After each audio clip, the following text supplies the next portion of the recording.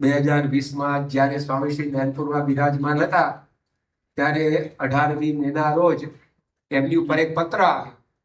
પત્ર મોકલનાર એક યુવક હતો અને યુવકે પ્રશ્નપત્રના રૂપમાં પત્ર લખે. જેમ પ્રશ્નપત્રની અંદર સવાલ હોય એની સામે ખરો છે કે ખોટો છે એને માટે ખાનું રાખ્યું હોય, અને જો એ જે પૂછવામાં આવ્યું હોય એ સાચું હોય તો ખરાની નિશાની કરવાની, ખોટું હોય તો ચોકડી મારવાની. આવી પરીક્ષાની અંદર પદ્ધતિ હોય છે. તો આ યુવક હતા એને પણ એ રીતે પત્ર લખેલું કે 5 પ્રશ્નો અંદર પૂછેલા, એની અંદર સામે ખાલી ખાના રાખેલા અને સ્વામીને જણાવેલું કે મેં આજે તમને પૂછ્યું છે એમાં યોગ્ય હોય તો આપણે ખરું કરવાનું અને યોગ્ય ના હોય તો આપણે ચોકડી મારવાની. તો એમાં એક પ્રશ્ન એવો પૂછેલો કે શું તમે અમને આને આ દેહે એકાંતિક કરીને ભગવાનના ધામમાં લઈ જશો? તો આપણે ફટ લઈને ખરું કર્યું. સીધું કોઈ હિચકિચાટ વગર સ્વામીએ ખરાની નિશાની કરી. બીજો પ્રશ્ન એની અંદર પૂછેલો કે શું તમે આને આ જન્મે અમને અત્યંત નિર્વાસનિક કરીને આપ જેવો સુખ ભોગવો છો એવા સુખી અમને કરશો? તો અમે વળી પાછી ટીક મારી, ખરું કર્યું. તો જો આ એમની એ શૈલી છે કે એમના જેવું સુખ આપણને બધાને આપવા માટે પ્રયત્નશીલ છે અને એના માટે એનું વિચરણ છે. આપણી પાસે કરોડ રૂપિયા ના હોય, આપણી પાસે કરોડ રૂપિયા માંગીને આપણે ખરું કરી શકીએ? આપણે ખરવાની નિશાની ના કરીશું. તમે ડોક્ટર છો એમ પૂછ્યું હોય, બાજુ ખાલી ખાનું રાખ્યું હોય અને આપણે ડોક્ટર ના થાય તો આપણે કઈ રીતે ખરું કરી શકીએ? આપણનો હાથ ધ્રુજે, કારણ કે જે આપણી પાસે નથી એ કઈ રીતે બતાવવું? અને કદાચ ભૂલથી બતાવી દીધું, પેલો માગવા આવે તો ખાલો મને આ રોગ થયો છે તો એની દવા કરો ડોક્ટર છો. આપણે ડોક્ટર તરીકે ના હોય તો કઈ રીતે દવા કરી શકીએ? કદાચ કરીએ તો પેલા બધા રોગથી મુક્ત કરી દઈએ, મારી જ પાડીએ એટલે પછી બીજો રોગ જ ન થાય.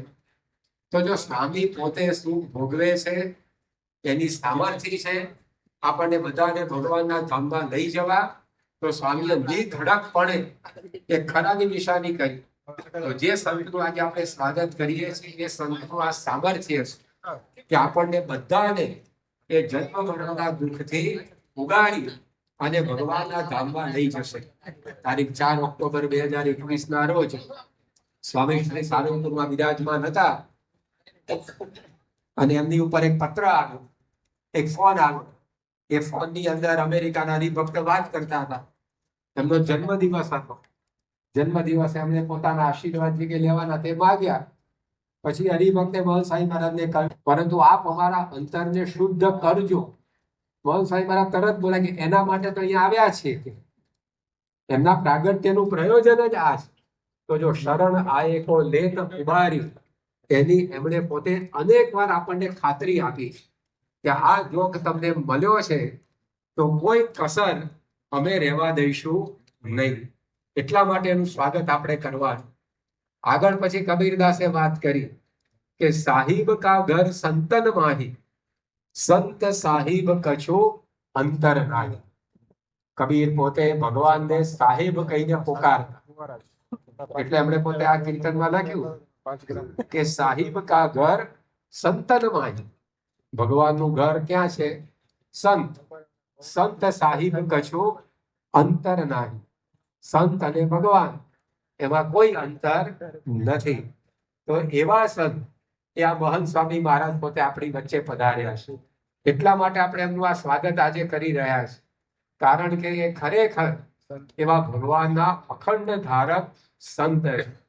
જ્યાં જ્યાં સ્વામી શ્રી પધારે છે, જે એમના યોગમાં આવે છે, એ બધાને અનુભવ થાય છે કે આજે આ સંત દ્વારા ભગવાન કાર્ય કરી રહ્યા છે.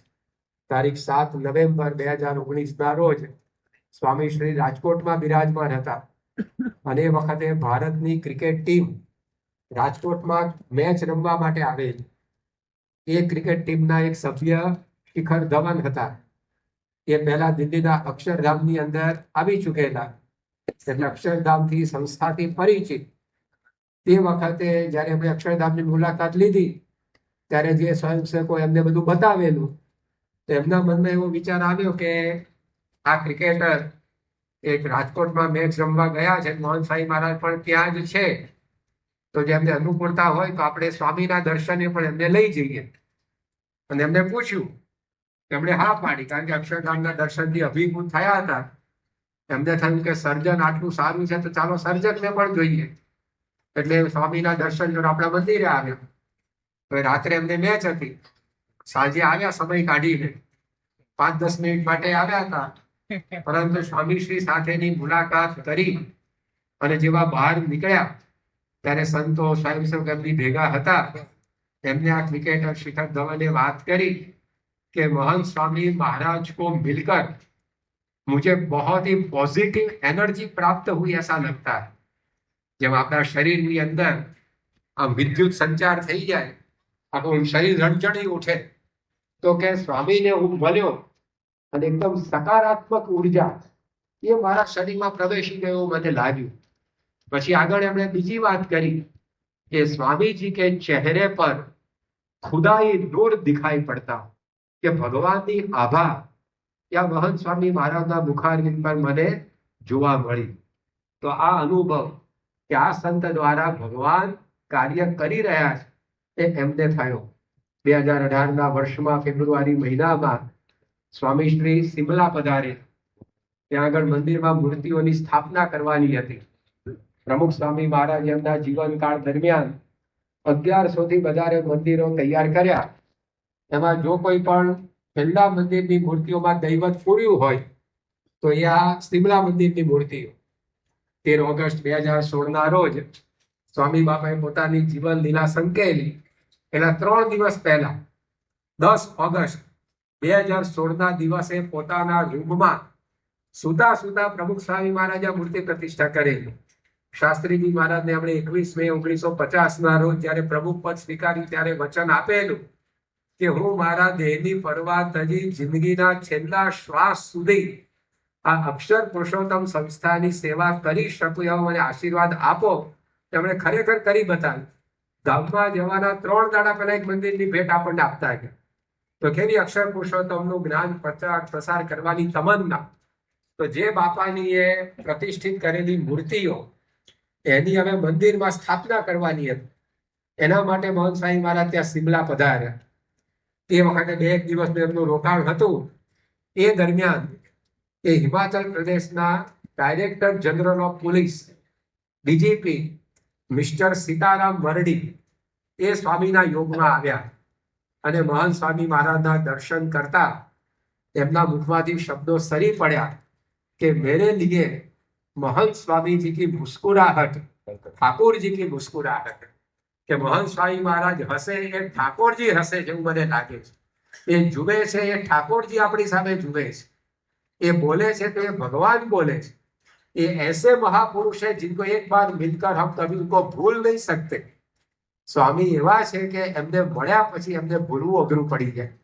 તો પ્રથમ પરિચય પણ એની અંદર આવી ઊંડી છાપ કે લોકોના હૃદયમાં કોતરાઈ જાય કે આ સંત એ સાધારણ નથી. એના દ્વારા ભગવાન હસે છે, ભગવાન બોલે છે, ભગવાન જુએ છે, ભગવાનની આભા એના મન ઉપર ચહેરા ઉપર છે. તો કોઈ પણ ક્ષેત્રની વ્યક્તિ હોય, કોઈ ક્રિકેટના ક્ષેત્ર સાથે સંકળાયો હોય, કોઈ કાયદા કાનૂન સાથે સંકળાયો, કોઈ બાંધકામ લક્ષી પ્રવૃત્તિઓમાં સંકળાયેલી હોય. અબુધાબીમાં અત્યારે આપણું મંદિર છે. એ મંદિરનું જયારે નિર્માણ કાર્ય શરૂ થવાનું હોય ત્યારે એ નિર્માણમાં ઘણા બધાનો સહકાર એ આપણે લેવાનો થયો. તો એમાં સિંગાપોરમાં કાર્યરત આરએસપી કંપની જે વિશ્વભરમાં પથરાયેલી અને આર્કિટેક્ટ એન્જિનિયરો બધા એમાં રહીને કાર્ય કરે, તો એનો સંપર્ક કરવામાં આવ્યો. એ આરએસપી કંપનીના ગ્લોબલ મેનેજિંગ ડિરેક્ટર, એમનું નામ હતું મિસ્ટર લાઈ યુન ઓ. મૂળ ચાઇનીઝ વ્યક્તિ અને સિંગાપોરમાં રહી અને આખો કારોબાર પોતે સંભાળતા સેંકડો આર્કિટેક્ટ એન્જિનિયર એમના હાથ નીચે કાર્ય કરે. હવે એમને આપણા અબુધાબીના મંદિરના નિર્માણ માટે સંપર્ક કરવામાં આવ્યો અને એ આપણી સાથે કાર્ય કરવા માટે સંમત થયા. મિટિંગ માટે અમદાવાદ આવ્યા. અમદાવાદ વરિષ્ઠ સંતો સાથે બધી મિટિંગ થઈ. એ વખતે મહંત સ્વામી મહારાજ 2018ના ઓગસ્ટ મહિનામાં અટલાદરા જન્માષ્ટમીનો ઉત્સવ કરવા પધારેલા. એટલે કાર્યવાહી બધી અમદાવાદમાં મીટિંગ સંબંધી પૂરી થઈ પછી સંતોને થયું કે છે કે અહીંયા સુધી આ ભાઈ આવ્યા છે તો આપણે એમને મહંત સ્વામી મહારાજના દર્શન કરાવવા અટલાદરા લઈ જઈએ. અમદાવાદથી અટલાદરા કઈ દૂર નથી. પેલી વ્યક્તિને પણ સમયની સાનુકૂળતા હતી એટલે સંતો સાથે અટલાદરા આવ્યા. 15 મિનિટ મહંત સ્વામી મહારાજ સાથે એમની મુલાકાત થઈ. એમાં મહદઅંશે કેવી રીતે અમે કાર્ય કરીશું એની જ છણાવટા મિસ્ટર લાઈએ કરી. પરંતુ મહંત સ્વામી મહારાજ સાથે 15 મિનિટની આ મુલાકાત પૂરી કરી અને પોતે બહાર આવ્યા ત્યારે એમણે સંતોને પોતાનો સ્વાનુભવ જણાવ્યો અને એમણે કહ્યું કે look, I don't know anything about God. કે જુઓ, હું ભગવાન વિશે કાંઈ જાણતો નથી. કારણ કે એ પ્રકારની જ વિચારધારામાં એ ઉછરેલા, ધર્મ અધ્યાત્મ વગેરે સાથે એમને કોઈ આ રીતે જાજી નિસ્બત નહીં. એટલે એમણે પહેલી જ વાત આ કરી કે I don't know anything about God. ભગવાન વિશે હું કાંઈ જાણતો નથી. But I was closest and nearest with God when I met મહંત સ્વામી મહારાજ. પણ જ્યારે હું મહંત સ્વામી મહારાજને મળ્યો ત્યારે મને એવું લાગ્યું કે હું ભગવાનની સૌથી નજીકમાં બેઠો. તો આ પ્રકારની અનુભૂતિ એ એમના જીવનમાં થઈ. હવે જેને મુમુક્ષુતા હોય, આસ્તિકતા હોય, ધાર્મિકતા હોય, એને અનુભવ થાય એ વસ્તુ જુદી, અને જેને ધર્મ અધ્યાત્મ સાથે કોઈ નાવા નીચોવાનો સંબંધ હોય એને આ અનુભવ થાય એ વસ્તુ જુદી. કાલિદાસે રઘુવંશમાં લખ્યું છે, પાવકસ્ય મહિમા સા ગણ્યતે કક્ષ્વજ્વલતિ સાગરે પિયઃ. અગ્નિનો સાચો મહિમા એ શેમાં રહેલો છે? એ ઘાસને બાળેમાં અગ્નિનો મહિમા નથી, પરંતુ એ સૂકા ઘાસની જેમ સાગરને પ્રજાળે, પાણીને બાળે, એની અંદર અગ્નિની મહત્તા છે. કારણ કે પાણી તો અગ્નિનું વિરોધી કહેવાય. ગમે તેવો અગ્નિ ભડક્યો હોય પણ ઉપર પાણી નાખવામાં આવે તો અગ્નિ બુજાઈ જાય. સૂકા તણખલા તો ભળ સળગે, અગ્નિથી સમજી શકાય. પણ પાણીને અગ્નિ કઈ રીતે બાળી શકે? કારણ કે પાણી તો બુજાવી નાખે અગ્નિને. પરંતુ પાવકસ્ય મહિમા સા ગણ્યતે. પાવક એટલે અગ્નિનો ખરો મહિમા એ છે કે કક્ષ્વજ્વલતિ સાગરે પિયઃ. એ તણખલાની જેમ પાણીને પણ બાળે. એટલે કે પોતાના વિરોધી હોય, પોતાનીથી વિપરીત વિચારધારી હોય વ્યક્તિની ઉપર પણ આવો પ્રભાવ પડે. તો આ મહંત સ્વામી મહારાજના જીવનમાં જોવા મળ્યું કે જેને ધર્મ અધ્યાત્મ સાથે કોઈ તમા નહીં, એને પણ આટલો અનુભવ થયો કે આ સંત દ્વારા ભગવાન કાર્ય કરે છે. તો આપણને એની પરથી સમજાય છે. આ કીર્તનમાં આપણે સ્વાગતના ભજનમાં સાંભળ્યું કે સાહિબ કા ઘર સંતન માય, સંત સાહિબ કશો અંતર નહીં. આજે ખાલી મહંત સ્વામી મહારાજનું સ્વાગત નથી, આ એમની ભેગા શ્રીજી મહારાજનું સ્વાગત. આ 2 in 1 નહીં, 1 in 1 છે. કારણ કે ગુણાતીતાન સ્વામી એમાં રહ્યા છે, ભગતજી મહારાજ, શાસ્ત્રીજી મહારાજ, યોગી બાપા, પ્રમુખ સ્વામી મહારાજ, બધા આજે સ્વામીશ્રી દ્વારા આપણને લાભ આપે છે. તો આવી રીતે આવા ભગવાનના અખંડ ધારક સંત, એનો લાભ એ અહીંયા આપણને આવા દિવસોમાં મળી રહ્યો છે. એના માટે આવા એક નહીં, 100 નહીં, કરોડ સ્વાગત કરીએ તો ઓછા પડે. કારણ કે આવા સંતના દર્શન ક્યાં છે? જેનામાં સાંગોપાંગ ભગવાન રહ્યા હોય એવા સંત, અનાદિથી અખંડ ભગવાનનો સંબંધ. મહંત સ્વામી મહારાજ ગયા વર્ષે સારંગપુરમાં બિરાજમાન હતા. 10મી મેનો દિવસ ત્યાં બાળ કાર્યકરોનું દિવ્ય સન્નિધિ પર્વ ચાલતું. એમાં એક કાર્યક્રમ એવો રાખવામાં આવેલો, સ્વામી આગળ ટેબલ મૂકવામાં આવ્યું હોય, એની ઉપર જુદા જુદા કીર્તનની કડીઓ લખેલા 3 કાર્ડ હતા. સ્વામીશ્રી જે કાર્ડ ઊંચું કરે એ કાર્ડ, એમાં જે કીર્તનની કડી લખી હોય એ બધા જ સમૂહમાં ગાય અને પછી એ કડીના આધારે એમને પ્રશ્ન પૂછાય. તો સ્વામીએ જે કાર્ડ ઊંચું કર્યું એમાં નિષ્કુળાનંદ સ્વામીનું કીર્તન આવ્યું. નિષ્કુળાનંદ સ્વામીએ ભજનમાં લખ્યું છે કે જેના આપમાં હરિનો વ્યાપ, સંત તે સ્વયં હરિ. સંત જે ભગવાનનું સ્વરૂપ છે, એના આપમાં એટલે કે એના સર્વ અંગોમાં ભગવાન રહ્યા છે. આવી વાત એ ત્યાં આગળ ભજનની અંદર આવી. એટલે બધા એ ભજન મોટે અવાજે, બુલંદ અવાજે ગાયું સમૂહમાં. પછી એના આધારે પ્રશ્નોત્તરી શરૂ થઈ. તો એ પ્રશ્નોત્તરીમાં સ્વામીને પૂછવામાં આવ્યું કે સ્વામી, આમાં નિષ્કુળાનંદ સ્વામી એવું કહે છે કે જેના આપમાં હરિનો વ્યાપ, એટલે કે સંતમાં ભગવાન રહ્યા છે, એટલે કે આપનામાં ભગવાન રહ્યા છે, તો આપનામાં ભગવાન ક્યારથી રહ્યા છે એના 3 વિકલ્પ રજૂ કરવાના હતા. પહેલો વિકલ્પ એવો હતો કે 13 સપ્ટેમ્બર 1933 આપ આ પૃથ્વી પર પ્રગટ થયા ત્યારથી આપનામાં ભગવાન રહ્યા છે, કે પછી આપે યોગી બાપાના હાથે દીક્ષા લીધી તે દિવસથી આપનામાં ભગવાનનું પ્રગટપણું છે, કે ત્રીજું પ્રમુખ સ્વામી મહારાજના ધામગમન બાદ આપ ગુરુપદે બિરાજ્યા ત્યારથી આપનામાં ભગવાનનું પ્રગટપણું છે. તો આ 3 વિકલ્પો રજૂ કરવાના હતા. પણ એમાં હજી તો પહેલી જ વાત જ્યાં થઈ કે સ્વામી આપનામાં ભગવાનનું પ્રગટપણું ક્યારથી છે, 13 સપ્ટેમ્બર 1933 પ્રગટ થયા ત્યારથી, કે આમ કહીને હજી તો જ્યાં બીજો ઓપ્શન રજૂ થાય પહેલા મન સાહેબ બોલે કે ના કે અનાદિથી ભગવાનનો સંબંધ, અખંડ ભગવાનનો સંબંધ. એ વખતે ચૂંટણીની મોસમ ચાલતી, એટલે બાપાએ કહ્યું કે આ પાછું ચૂંટણી જેવું નથી આવે ને જાય, કે ભગવાન કાયમ રહ્યા છે. તો જેનામાં ભગવાનનો અખંડ વાસ, આવન જાવન નહીં પાછું, અને અનાદિથી સ્વામીમાં ભગવાન રહ્યા છે, તો કે આમ સાધના કરીને આપણે સાક્ષાત્કાર કર્યો એવું નથી, પહેલેથી સંબંધ. શેરડીમાં મીઠાશ ક્યારથી આવી? શું એનો જવાબ છે? તો જ્યારથી શેરડી ઉગે ત્યારથી જ એમાં મીઠાશ હોય. અખંડ સંબંધ મીઠાશ સાથે શેરડીનો. એમ ભગવાન સાથે જેનો અનાદિથી અખંડ સંબંધ છે એવા ગુરુ હરિ એ મહંત સ્વામી મહારાજ, એનો આપણને આ યોગ થયો, એની આ સ્વાગત સભા છે. તો કબીરદાસે પોતે સાચું લખ્યું છે કે સાહિબ કા ઘર સંતન માહી, સંત સાહિબ કછો અંતર નાહી. ભગવાન અને સંતની અંદર કોઈ પ્રકારનો ભેદ નથી. એનો અર્થ એમ નહીં કે સંત જ ભગવાન થઈ ગયા. આપણું એ તત્વજ્ઞાન નથી. ભગવાન તો સર્વથી પર છે, પણ એ ભગવાનને આવા સંત એ પોતે અખંડ ધારણ કરીને રહે છે, એટલે એમને ભગવાનનું સ્વરૂપ કહેવામાં આવે છે. ત્યાર પછી આ કીર્તનની અંદર આગળ વાત આવી કે આવત સંત કો આદર દીજે, ચરણ ધોઈ ચરણામૃત પીજે.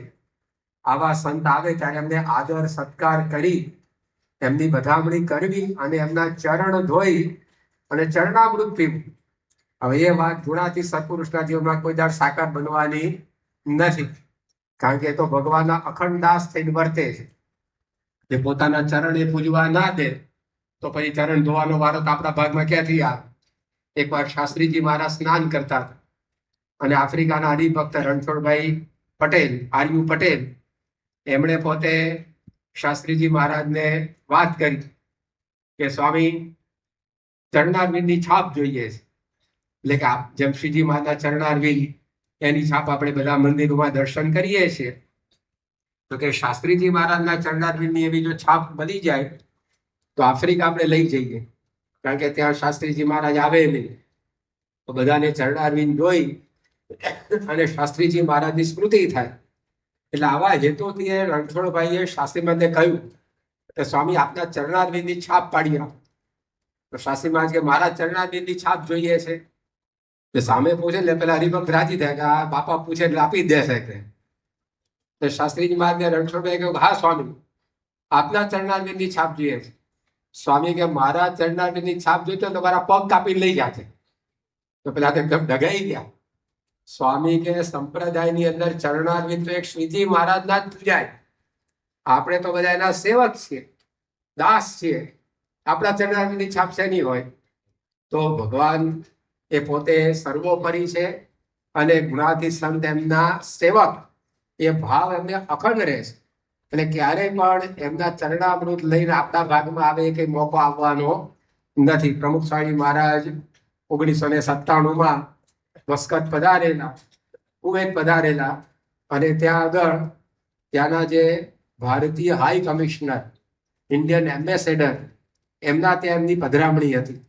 અને મોહનચંદ્ર નાયરજી એ પોતે ત્યાં આગળ સ્વામીના સ્વાગતમાં બધી તૈયારી કરીને બેઠેલા, અને એમને પ્રણાલિકાનો કોઈ વિશેષ ખ્યાલ નહીં, એટલે મોટો ત્રાસ રાખેલો એમાં પ્રમુખ સ્વામી મહારાજને આપણે ઉભા રાખવા અને પછી કેસર જળ આ તે બધું તૈયાર રાખે, એનાથી સ્વામી બાપાના ચરણ આપણે ધોવા અને પ્રસાદીનું પાણી એ પછી ઘરમાં બધે છાંટવું, આખું ઘર પ્રાસાદિક કરવું.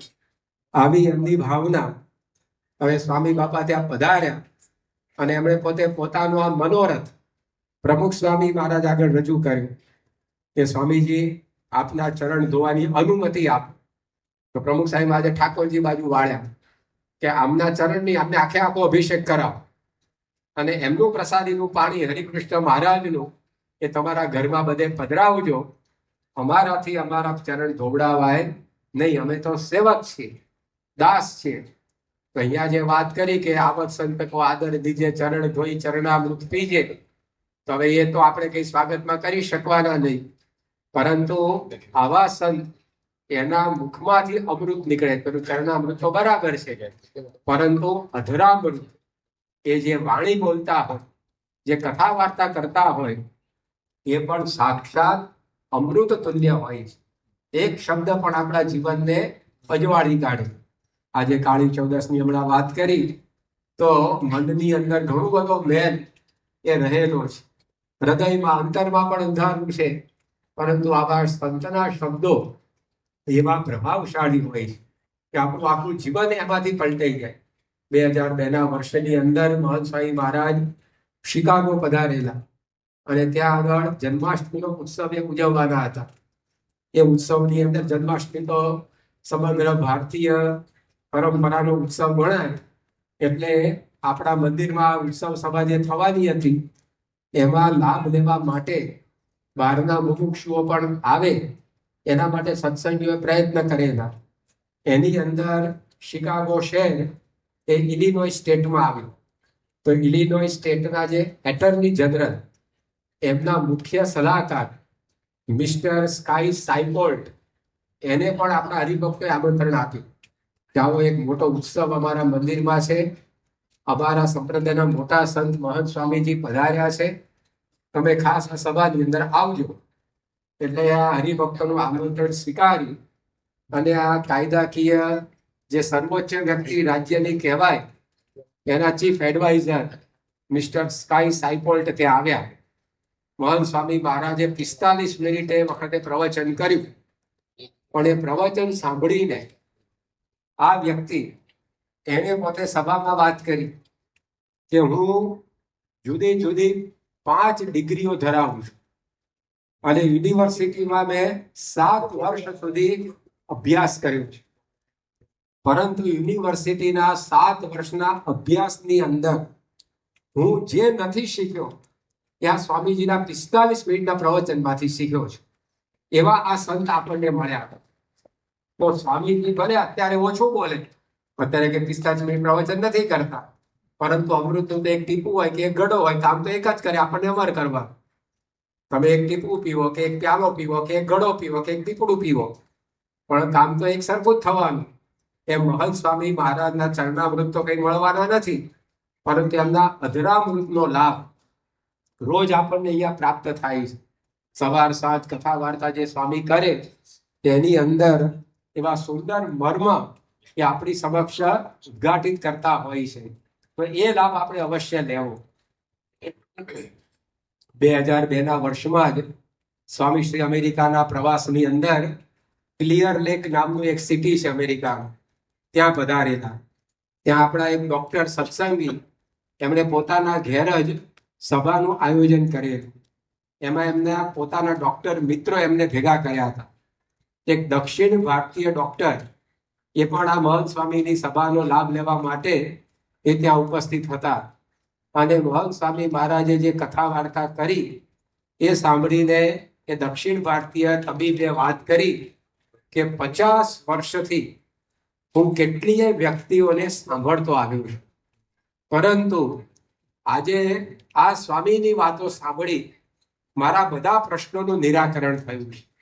અને આવી શાંતિ અત્યાર સુધીના જીવનમાં મને ક્યારેય પ્રાપ્ત થઈ નથી. શાંતિ પમાડે તેને સંત કહીએ, એ કીર્તન તો આપણે ઘણી વાર સાંભળીએ છીએ, પણ સ્વામીશ્રી જ્યાં જ્યાં જાય ત્યાં ત્યાં સૌને આ અનુભવ કરાવે છે.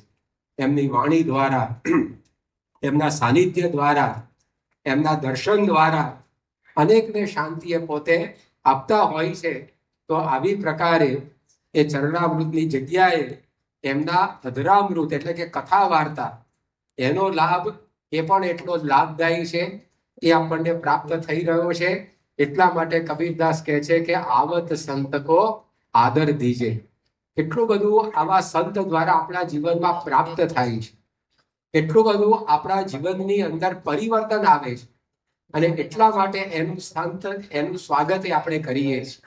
છેલ્લે વાત કરી, કહત કબીર ભલે સંત પધારે, યુગ યુગન કે કાજ સુધારે. આવા સંત એને આપણે ભલે પધારે એમ કહીએ છીએ, કારણ કે એના દ્વારા આપણું યુગો યુગનું કામ એ પૂરું થઈ જાય છે. જન્મો જન્મના કામનો ફેસલો થઈ જાય છે. આ જન્મમાં પણ વર્ષોથી જે કાર્યો ન થયા હોય એ બધા આપણા એ પૂર્ણ થાય. લૌકિક કામ તો બરાબર છે, પરંતુ આપણા જીવનની અંદર જે કુટેવો, જે દુર્ગુણો એ આપણને હેરાન પરેશાન કરતા હોય એ બધા જ આવા સંતના દર્શનથી, એમના સ્મરણથી, એમના વાણીના શ્રવણથી એ દૂર થઈ જાય છે. એટલા માટે કબીરદાસે લખ્યું કે યુગ યુગન કે કાજ સુધારે. 2006ના વર્ષમાં સ્વામી શ્રી રાજસ્થાનના ખેરવા ગામમાં પધારેલા. માર્ચ મહિનાની અંદર ત્યાં પ્રતિષ્ઠા ઉત્સવ થવાનો હતો અને પ્રતિષ્ઠા નિમિત્તે એક દિવસ યજ્ઞ, નગર યાત્રા, બીજા દિવસે પ્રતિષ્ઠા, આ રીતે કાર્યક્રમ ગોઠવાયેલો. તો ત્યાંના જે આપણા હરિભક્તો એ બધા યજ્ઞના યજમાન તરીકે એમના સગા સંબંધી, એમના મિત્રો એ વગેરેને વાતો કરતા. એમાં એક હરિભક્ત હતા, એમણે પોતે એમના એક દોસ્ત હતા, માંગીલાલ મેવાડ એમનું નામ. તો એમને આમંત્રણ આપ્યું કે તમે આ યજ્ઞના યજમાન તરીકે ફોર્મ ભરો. પેલો કે મને 40 વર્ષથી દારૂનું વ્યસન છે અને રોજનો લીટર દારૂ ઘટઘટાઈ જાઉં છું. હવે હું આ યજ્ઞમાં યજમાનનો પાટલો લખાઈને કરું શું કે? એટલે મારે કે એમાં રસ નથી. પણ આપણા સત્સંગી હતા, એમણે વિશેષ જરા પ્રેમાગ્રહ કર્યો એટલે કહ્યું કે ચાલ તું કહે છે એટલે હું આવીશ. અને પોતે યજ્ઞના યજમાન તરીકે ત્યાં યજ્ઞમાં હાજર થયા. મહંત સ્વામી મહારાજ યજ્ઞનો પ્રારંભ કરાવવા માટે એ પોતે ત્યાં પધાર્યા. અને મહંત સ્વામી મહારાજના પહેલી વાર દર્શન પેલા વ્યસની વ્યક્તિને થયા. અને સ્વામી સાથે તો કોઈ વાર્તાલાપે થયો નહીં. મહંત સ્વામી મહારાજ એની સામે જોયું હોય એવું પણ નહીં, પરંતુ દૂરથી દર્શન કરવાથી મનની અંદર એટલી બધી શુભ ભાવના આ વ્યક્તિને ઉત્પન્ન થઈ અને થયું કે આપણે જે કરી રહ્યા છે એ ખોટું કરી રહ્યા છે. આ વ્યસન વગેરે જે કરીએ છીએ એ બરાબર નથી. એટલે એમણે પોતે મનોમન સંકલ્પ કર્યો કે આવા સંત અહીંયા આવ્યા છે તો આપણે એમના સાનિધ્યમાં વ્યસન છોડવું. એટલે બીજા દિવસે જ્યારે મૂર્તિ પ્રતિષ્ઠા વિધિ પૂરો થયો ત્યારે પોતે મહંત સ્વામી મહારાજ પાસે આવ્યા અને એમણે પોતે પોતાનું 40 વર્ષનું જૂનું વ્યસન એ સ્વામી આગળ છોડ્યું. આ વ્યસન છોડાવવા ઘણા બધા લોકોએ પ્રયત્ન કરેલા, કારણ કે વ્યસનની વ્યક્તિ ઘરમાં એક હોય એને લીધે પરિવારજનો કેટલા દંડાય છે, કેટલા બિચારા હેરાન થાય છે, એનો અંદાજ તો એ પરિવારજનોને જ આવે. એ માણસ પોતે ઘરમાં દારૂ પીને આવે, ધમાલ કરે, વાંગફોડ કરે, ઝઘડા કરે, મારઝૂડ થાય અને પૈસાના વાખા વલખા પડે તો એ વ્યસની વ્યક્તિ એને પોતાને ઘણી વાર દુઃખનો અનુભવ થતો હોય, એના પરિવારજનોને પણ દુઃખ અનુભવાતું હોય. એટલે એને છોડાવવા માટે પ્રયત્ન પણ થતા હોય, પરંતુ કોઈની કારી ફાવતી નહોતી. અને બધાને અંદરની અંદર આ પ્રકારે દુઃખ રહેતું હતું. પણ સ્વામીના દર્શનથી એક જ ઝાટકે આ પેલા વ્યસની વ્યક્તિનું વ્યસન સદંતર ચાલ્યું ગયું. ચાલ્યું ગયું એટલું નહીં, એમને સત્સંગ થયો. આ તો કેવું છે કે વ્યસન નીકળી જાય પણ પાછું ભગવાન ન આવે તો વ્યસન પાછું મળતી જાય. એટલે ખાલી જગ્યા છે ને પાછી પૂરી દેવી પડે.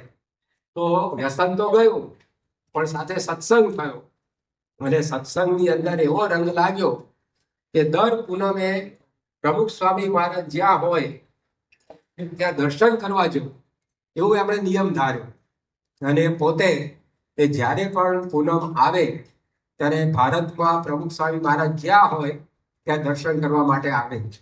પ્રમુખ સ્વામી મહારાજનો શતાબ્દી ઉત્સવ એ 3 વર્ષ પહેલા ઉજવાયો, તો એમાં પણ પોતે આ હરિભક્ત એમની જ્ઞાતિના બધા સગાવાલાને લગભગ 200-250 જણને દર્શન કરવા લઈ આવે.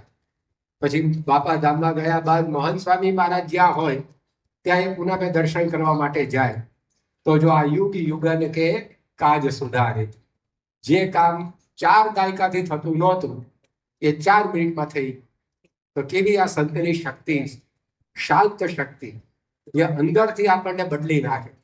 આજે નાનો છોડ હોય એને તમારે ઉખાડીને ફેંકવો હોય તો નાના બાળકો પણ ઉખાડીને ફેંકી શકે, પરંતુ 40 વર્ષનું જૂનું ઝાડ હોય એના મૂળિયા કેટલા અંદર ઉતર્યા હોય. હવે એ ઝાડને ઉખાડીને ફેંકવાનું તો કોની તાકાત છે ઉખાડી શકે? તમે 50 જણા ભેગા થાવ ને તો પણ એ 40 વર્ષ જૂનું ઝાડ એ મૂળમાંથી ઉખડી અને આપણે એને બહાર ફેંકી શકીએ નહીં. પરંતુ મહંત સ્વામી મહારાજે આવું કામ કર્યું. 40 વર્ષનું જૂનું વ્યસન એ ગણતરીની સેકન્ડોમાં નીકળી ગયું. એટલા માટે આ કબીરદાસે પોતે વાત કરી કે કહત કબીર ભલે સંત પધારે, યુગ યુગન કે કાજ સુધારે. આવા સંતના સાનિધ્યમાં અણધારે આપણા કાર્યો આ રીતે થતા હોય, લૌકિક કાર્યો પણ થતા હોય. એવા સેંકડો પ્રસંગો એ સ્વામીના જીવનમાં આપણને જોવા મળે છે કે જેમાં હરિભક્તે દૂર રહ્યા તથા પ્રાર્થનાઓ કરી હોય અને એમના કાર્યો થયા. પણ એ લૌકિક વાત એ તો ભગવાન અને સંત એ આપણને ઘણીવાર આગળ વધારવા હોય તો કરે ખરા ને ઘણીવાર ન પણ કરે. આગળ જતા આપણું અહિત થવાનું હોય, ભૂંડું થવાનું હોય તો ઘણીવાર આપણે માગીએ તેમ છતાંય ન આપે.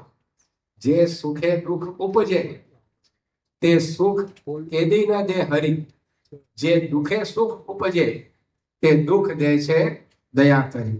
ભગવાન અને સંતની રીત કેવી છે કે જે સુખથી આગળ જતા દુઃખ થવાનું હોય તો એ આપણને સુખ ના આપે. ભલે ને આપણે ઈચ્છા કર્યા કરે કે આ મને મળે, આ મને મળે, આ મને મળે, પણ આપણને આપણા બરડા પાછળ શું છે એ દેખાતું નથી. અને મહંત સ્વામી મહારાજને આપણા 10, 20, 50 વર્ષ પછી શું થવાનું છે એ ખબર છે. એટલે આપણે ઈચ્છા રાખીએ સુખની, પણ આગળ જતા દુઃખ આવવાનું હોય તો એ ન આપે. અને જે દુઃખે સુખ ઉપજે તે દુઃખ દે છે દયા કરી. અત્યારે આપણને દુઃખ જેવું લાગે પણ એ જાણતા હોય કે આગળ જતા એમાંથી સુખ થવાનું છે તો દયા કરીને દુઃખ આપે. દુઃખ આપે એમાં પણ એની દયા છે. જેમ કોઈ બાળકને ડાયાબિટીસ થયો હોય, હવે એને પેંડો ખાવો હોય તો એની માતા ન પકડવા દે તો બાળકને દુઃખ થાય, પણ માતાને ખબર છે કે ભલે 2 સેકન્ડ દુઃખ થશે પણ આગળ સુખ થવાનું. બાળકને ખબર નથી એટલે રડારોડ કરે. તો એમ ભગવાન અને સંત આપણા માતા પિતા તુલ્ય છે. એટલે ઘણીવાર આપણે પ્રાર્થના કરીએ પરંતુ એમાંથી આગળ જતા દુઃખ થવાનું હોય તે પાછા રોકી પાડે. પરંતુ આપણા યુગ યુગના કાર્ય એ સુધરે એ પ્રકારે પોતે આપણને લાભ આપે છે. સ્વામી પોતે ઘણીવાર દ્રષ્ટાંત સમજાવે છે કે કોઈ વ્યક્તિ એને પગે છોડાયું હોય અને હાર્ટ એટેક પણ આવ્યો હોય તો ડોક્ટર પહેલી ટ્રીટમેન્ટ કોની કરે?